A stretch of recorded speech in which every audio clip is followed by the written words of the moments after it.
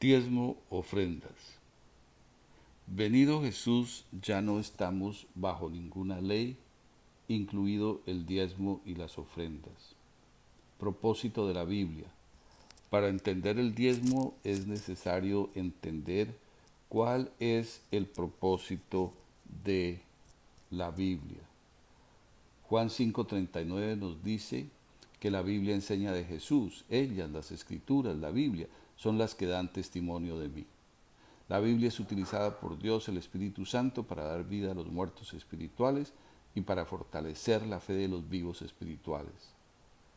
Juan 20:31 nos dice, estas fueron hechas escribirse para que ustedes fueran hechos creyentes en Jesús, el Cristo, el Hijo de Dios. Dios utilizó diferentes maneras para enseñar acerca de Jesús, las cuales eran sombra de Jesús. Las ofrendas fueron establecidas por Dios para enseñar acerca de Jesús. Las ofrendas dan testimonio de Jesús porque ellas enseñaban que por la vida, muerte y resurrección de Jesús recibimos el perdón de los pecados y la paz con Dios y junto con esto el amor de Dios.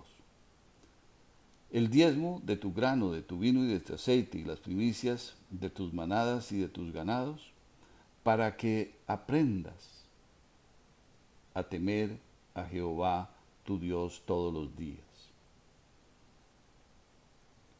La ley, teniendo la sombra de los bienes venideros, no la imagen misma de las cosas, nunca puede, por los mismos sacrificios que se ofrecen continuamente cada año, hacer perfectos a los que se acercan. De otra manera, cesarían de ofrecerse, pues los que tributan este culto, limpios una vez, no tendrían ya más conciencia de pecado. Pero en estos sacrificios cada año se hace memoria de los pecados, porque la sangre de los toros y de los machos cabríos no puede quitar los pecados. Los únicos autorizados para recibir el diezmo eran los levitas, porque ellos no recibieron tierras. Los levitas, como existieron antes de la venida de Jesús, ya no existen.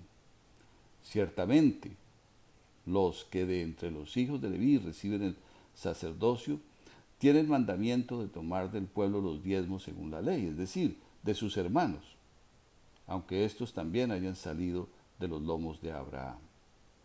Las ofrendas eran presentadas en acción de gracias y en memoria de la paz, el perdón, la limpieza y todos los bienes que traería el Mesías Jesús.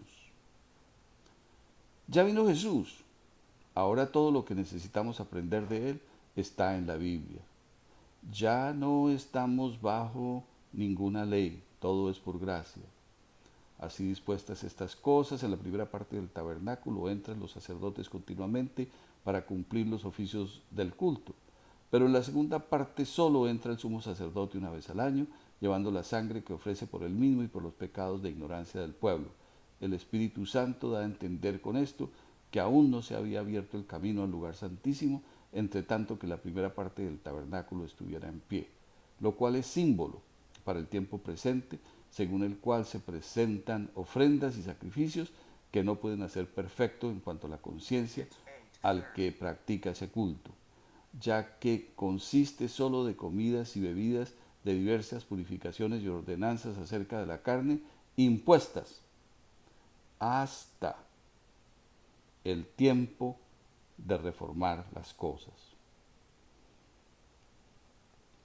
Pues donde hay remisión de estos, de pecados, no hay más ofrenda por el pecado. No hay más ofrenda por el pecado.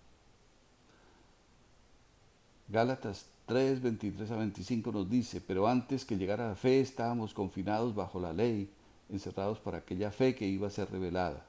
De manera que la ley ha sido nuestro guía para llevarnos a Cristo, a fin de que fuéramos justificados por la fe. Pero ahora que ha venido la fe, ya no estamos bajo un guía.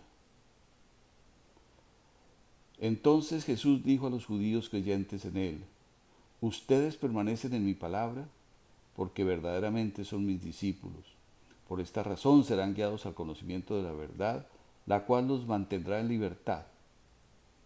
Así que debido a que el Hijo los ha libertado permanentemente, ustedes permanecerán en libertad. Quienes están bajo la ley del diezmo son malditos. Todos los que dependen de las obras de la ley están bajo maldición, pues escrito está: maldito sea el que no permanezca en todas las cosas escritas en el libro de la ley para cumplirlas. Imponer falsas leyes de hombres es tentar a Dios.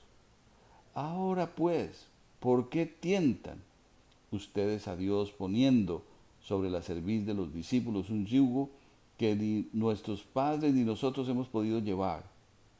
Antes creemos que por la gracia del Señor Jesús seremos salvos de igual modo que ellos. Lo que está escrito en Romanos 15, 1 Corintios 16 y 2 Corintios 8 fue una única colecta, coinonía, logeía, haris, de Macedonia y Acaya para los pobres en Jerusalén, y no una falsa, pretendida ofrenda dominical. Por lo tanto, no es lícito citar estos textos para forzar a dar dinero a las personas como falsas ofrendas dominicales. La Gran Babilonia es la que comercia con las almas de las personas. Conclusión. Por lo tanto, ya no es necesario dar diezmos ni ofrendas. El que ofrenda es como si ofreciera sangre de cerdo. Además, los cristianos no pedimos dinero por enseñar la Biblia, porque ustedes han recibido regalado. Por eso, sin que pueda ser impedido, ustedes dan regalado.